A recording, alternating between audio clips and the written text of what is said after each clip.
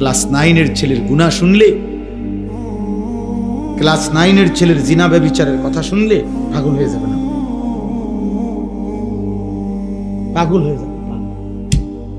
আমি শিক্ষের কান্দি ও কি বলে।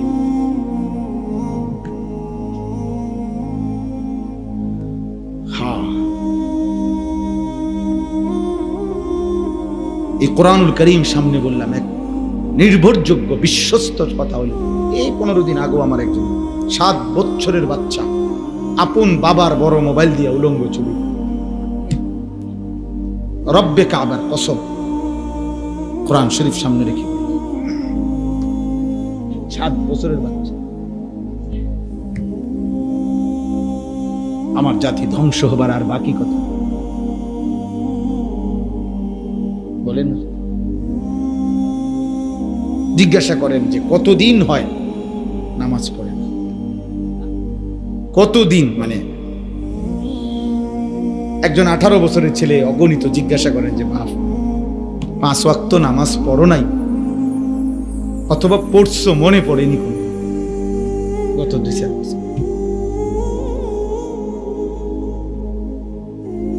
একটা ছেলেকে জিজ্ঞাসা করেন না যে বাবা গত 365 দিনে যে 1 বছর গেছে কোনদিন ফজরের নামাজ পড়ছো নি? তুমি জানো নি ফজরের ওয়াক্ত হয় কয়টায়, সূর্য ওঠে কয়টায়? আমার জাতি আর কতদিন টিকবে? আমি এই 3-4 দিন আগেও এক মসজিদে সারা রাত জার্নি করে হুজুর ফজরের ওয়াক্তে এক মসজিদে ঢুকছি, মানে এক জায়গায় যাচ্ছি, ইচ্ছা করে নাম বলতেছি না জেলার, এই মনে 1 সপ্তাহ হবে না, ফজরের ওয়াক্তে দেখছি ইমাম সাহেব, বিশাল মসজিদ, খুব সুন্দর মসজিদ, অত্যাধুনিক সুন্দর ঝকঝকে টাইলস, বাথরুম, ওযুখানা।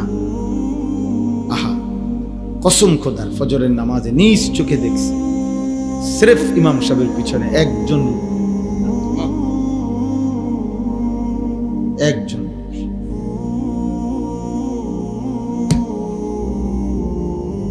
হ্যাঁ,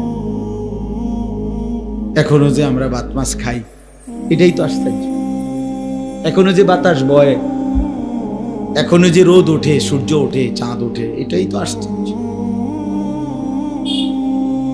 এটাই আশ্চর্য। আল্লাহ হেফাজত করে। এই জন্য আপনারা, আমি তো এই কথাটাই বুঝাইতেছি,